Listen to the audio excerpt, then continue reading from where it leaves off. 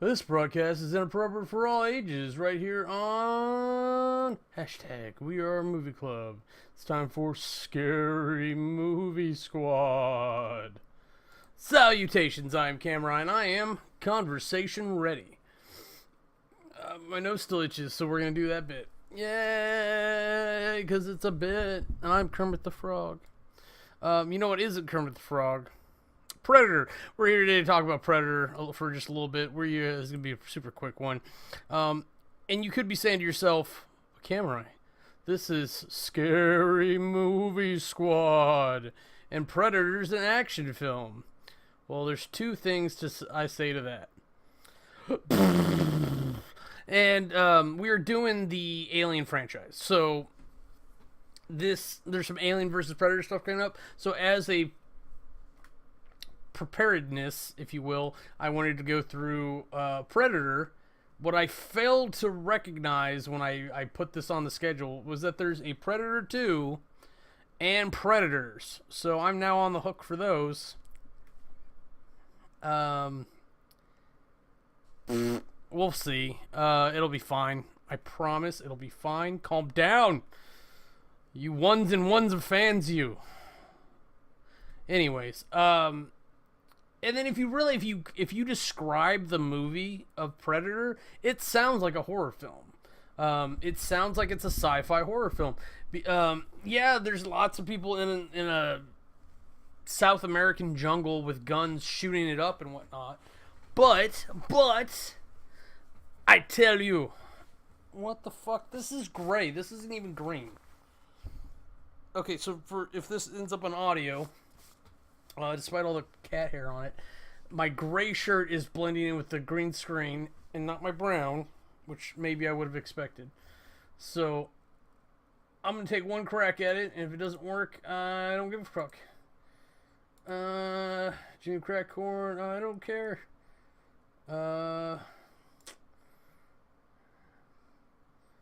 Okay, there we go. Brought the blend down. Seemed to fix it. I'm even kind of crisper. Anyways, like it matters. Like anything matters. Predator, we're here to talk about.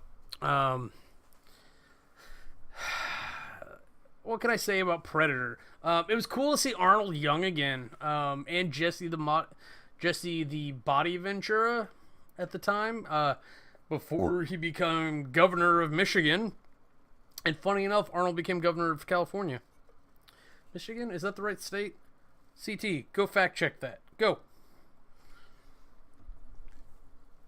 Okay, or you can come on camera instead. Come up here and be cute. There's no pizza left. So just imagine this is hunting you through the jungle. Like this sized version. But she's invisible. And she shoots lasers. Pew, pew, pew, pew, pew, pew, pew, pew. It's the adorable version of Predator. That's exactly what it is. But that's what it is. Like, now, granted, it's kind of like someone was writing a story and somebody ambushed them with an alien movie, a sci-fi movie. Because it definitely isn't set up to be advertised as such. Now, you can see on the poster there, you can see Predator on the poster.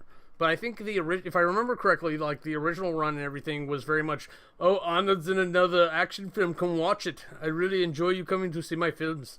Is that kind of thing. I'm not going to do that the whole time. So, like, and he was big for Terminator and Terminator 2 and Last Action Hero. I think that was after this.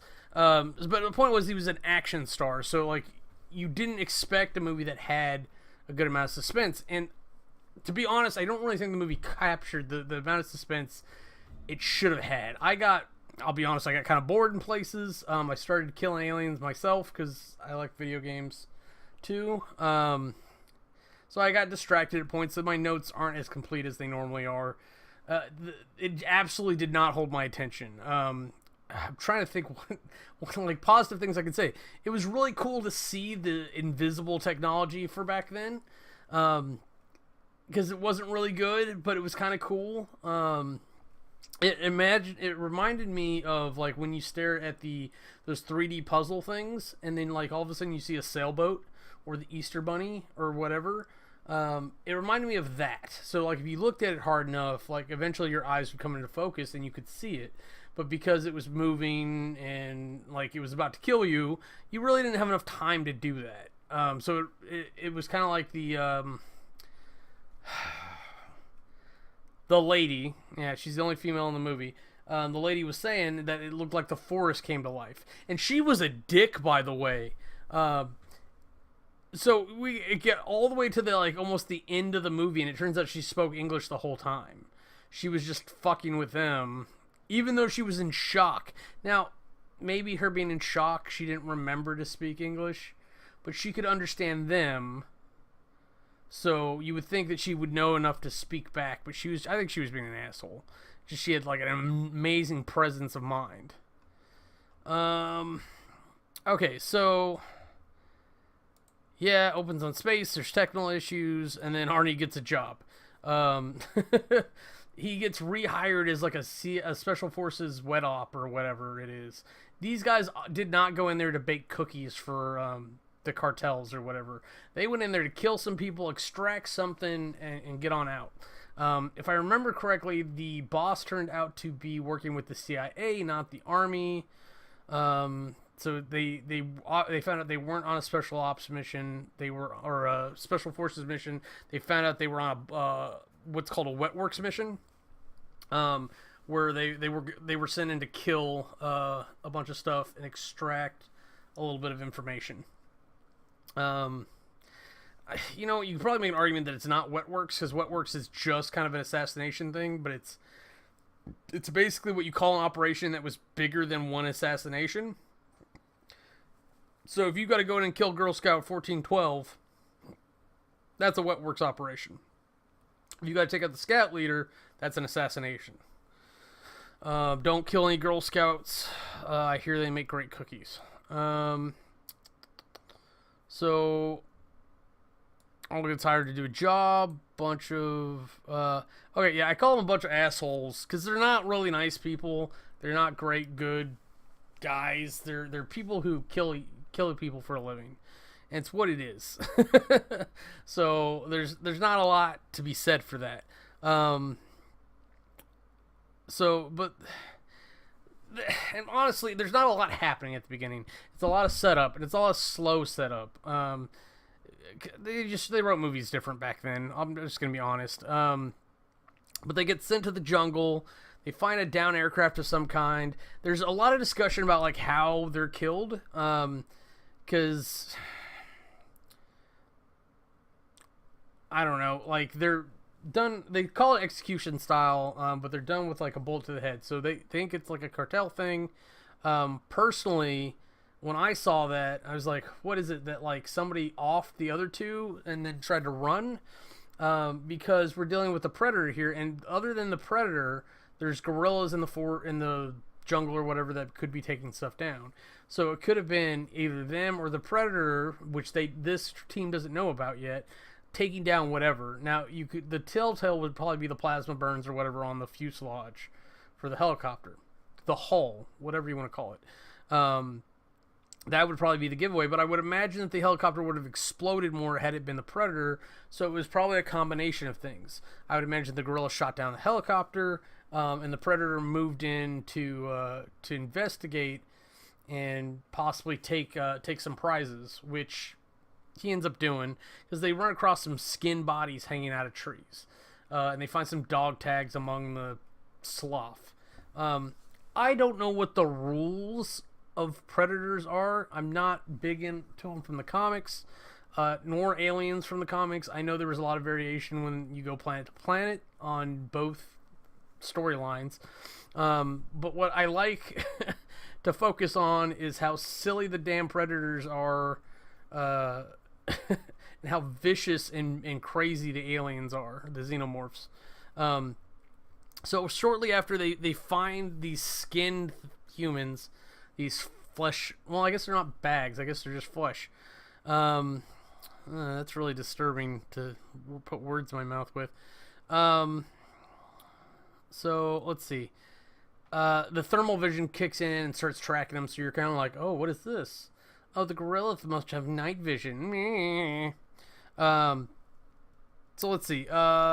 They find a gorilla camp. It turns out to be the gorilla camp that they were looking for because who knew? And they take out a couple guards real stealthy. Like, I really felt like I was playing, like they were playing XCOM. So that may have been what inspired me. Because they took out a couple real quiet. And then they got real loud for no reason. There were explosions on everything. Arnold, like, snuck in and he was like, oh, fuck going quiet. I'm going to launch this thing at the place. And, I don't know what it was, but it had a motor on it. And he disconnected it so that it would speed down the hill on its own, hit a building, and explode. And then pretty much everything that happened for the next 5 to 10 minutes exploded. They're just shooting wildly. Explosions are happening. The water barrels exploded. And it all comes down to two results. They capture a woman, which I don't even want to know what the motivation for that was. Because she was on the resistance force. It's the only person they bothered to save. And again, no idea why they did that unless it was for nefarious reasons. And then, oh yeah, it turns out their boss is a two-faced son of a gun. He was actually there for plans to the Death Star the entire time. So there's that crossover as well. Actually, if I remember correctly, they were all Dark Horse comics, so there was actually like legitimate crossover set for the Star Wars universe and Predator and Xenomorphs. The more you know. I know there was at least one comic crossover. They could have like disbanded it after that. But so into the jungle. This ain't fun and games. So there's the kind of Native American looking guy that's like scouting around. And he's really good at his job. He tracks and everything. Ching. I would get a soundboard, but like jokes like that don't deserve like a good response or anything noting that like they might actually be funny. So like the girl tries to escape and like this pretty much stops because they start going after her and trying to hold her so that she doesn't give away their position. And then the nerdy looking guy, who knows if he's actually nerdy or not, he's just wearing glasses and is like, hey, a girl. Tries to stop her, and then for whatever reason, the Predator kills him, like rips him up, gets blood all over the girl, and that's where you could kind of first notice that the CG for the Invisible Predator isn't really great, but it's a doable thing, and like for the time, really nice, if we're being honest. So the rest of the squad catches up. The nerds everywhere, because he's just like blood and guts everywhere. They find like a trail or something that they follow from where he got dragged through the woods. And then she's all in shock and panic and still speaking Spanish, even though she knows English. The bitch. You got to pick your battles on when you want to be racist or withhold things. At that point, it's about survival. You could maybe like sit on the idea that like he didn't kill me, I must be special, but good luck with life after that. Nothing kills you like thinking you're invincible. Okay, so like they finally track him down a little bit and they find their buddy's skinned corpse, because let's face it, the Predator's pretty good at it by this point. And they engage with them. There's a cute otter thing. I feel it was worth noting that like that was a jump scare that happened. Was like an otter climbed through a bush, and then Jesse Ventura gets shot by a photon blast after he's like mini-gunning the entire forest. Oh, and then I wrote his name down later. What's his name? I don't like calling him that. So it's the big black guy. I just can't remember. I wrote his name down. Where is it? Um, I'm just gonna have to call him that because I don't see where I put it. So if I highlight the word, it's gonna highlight the rest of them. Nope. I really thought I wrote it down. Oh, Mac. That's his name. Okay, there we go. I don't know why I didn't replace that. Okay, so Mac, after Jesse gets shot by a photon blast from the Predator, ends up leveling the fucking jungle. Like, Jesse was kind of shooting at, like, a target that he thought he saw. Mac's just like, fuck these trees! And he levels everything to try to get rid of the cover for the Predator. It's actually a really smart move, but that's not why he was doing it, because he even holds it down afterwards after he's running dry, and the barrels are just spinning, not firing the gun at all. Typically, it's bad to dry fire a gun. In that case, maybe not. I think it's fine. Otherwise, you would have ruined that minigun. Not gonna get your deposit back. So when the dust settles, they do a little evaluation. They do some kind of weird ceremony for Jesse, but they didn't do one for the nerd. And in some point in all that, the girl lost some clothes. And then she has green blood on her, so the Predator's bleeding. He definitely got tagged by one of the bullets at least, so they can follow a trail of his green glowing radioactive blood. I don't know, it's not the design I would have gone with to actually track him down.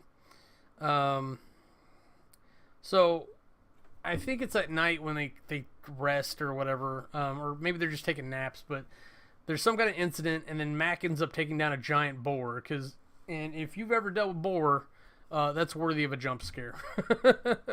Because they're not nice. They'll fuck you up too. So at this point, that's kind of where we realize she can speak English. She's just being mean the whole time. So they start hunting the Predator because they're big, smart guys with guns. He said loosely. So they try to trap it in a net. It almost works, but it's a Predator, not a boar.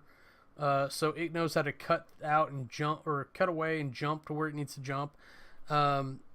Which was kind of cool to see them do that, because it's a lot of things going on at once with the invisible CG. So like there's a bunch of leaves happening, the net's going up, he's cutting through it. There's I think an explosion from him trying to fire out of the net as well. But because he makes such a stink getting out of the net, it would have been better if he just let it close with him invisible and then cut his way out of it. And then like they would have known that anything was in the trap. I'm just saying. But it's a point of getting them to him, and they actually see it. The camo has been hit, and so like the camo flickers in and out, and they actually see the Predator for the first time. So of course Mac's all super pissed because his boyfriend got killed. So he ends up seeing the 3 dots on his arm, and then it ends up on his head, and the Predator shoots him through the head, which turns out to be really creepy later, that he's laid back with his eyes rolled back, just and that's really how they laid him out too. I don't know why. Maybe a little less, but like and I don't know why I'm showing off my mouth like that. So like he gets taken out pretty quick afterward, or at least by the time they start engaging it. And then at this point, Arnold realizes that it hasn't killed the girl because she doesn't have a weapon. She's not a threat. There's no honor in killing something that's unworthy.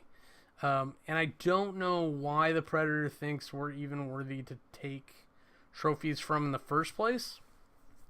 I don't see the Predator race like taking a lot of respect for us. I think we really had to earn it by fighting them. And then even then, it's like, oh, you are a worthy prey. I don't think we're ever seen as equal hunters, except for, I think, in Alien vs. Predator. It's like a really young Predator, and he makes friends with one of the girls because they end up hunting together, kind of by accident. And then he looks around and looks at the kills that she made and the kills that he made, and then he kind of gives her the begrudging respect, being like, well, I only have X amount of kills to my name, and so do you. So, or you did that just now when I first met you. So, it's kind of a weird way to do like a class system, but it makes sense in its own right too. Aliens, you know. I gotta stop with that song. Fucking Guardians. So yeah, but it's to the point where like he actually kicks the gun out of her hand and then yells at her to run while the Predator's like bearing down on him. And then he just fires crazy at it.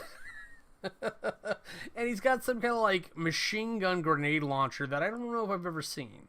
And maybe it's an older weapon, but like grenadier weapons don't typically have a full auto feature on them.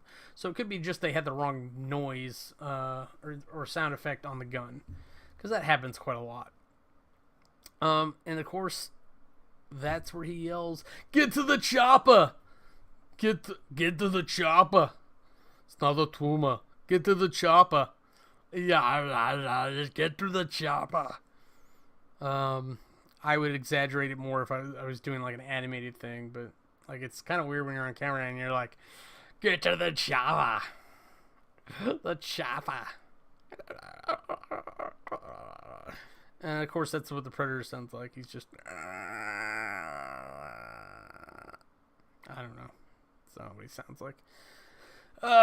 So of course he starts running for the Predator. He slides down a hill into I'm gonna call it a lake. I don't care what it was. But he comes out covered in mud, and it turns out the Predator can't see him because it's concealing his heat. But later on, as he starts enjoying the mud, he heats up and it fails him.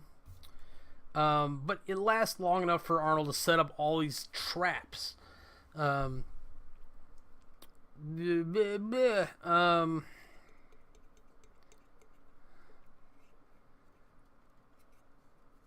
whatever reason, the Predator takes some time to work on his trophy collection, and it just gives Arnold more time.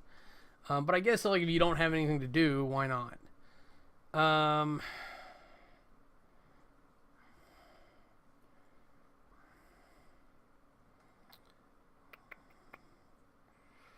Oh yeah, so he sets a fire, and that draws the Predator out.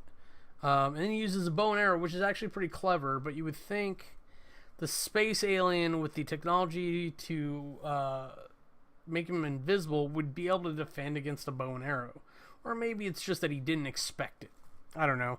But it's silent, and combined with the mud camo, it's just, oh, the sky's falling. The sky is falling. So naturally the way you react to that is you shoot everything. And so eventually he kind of gets close enough to the mark that Arnold falls out of the tree. And he manages to fuck up the mask, the tech enough that the Predator's just like, enough of this, let's go. And they do a little bit of bitch that you ain't my baby's daddy, something like that. I forget the joke now. It was a Jay and Silent Bob reference. Oh no, it's bitch you ain't my baby's mama. That's what it was.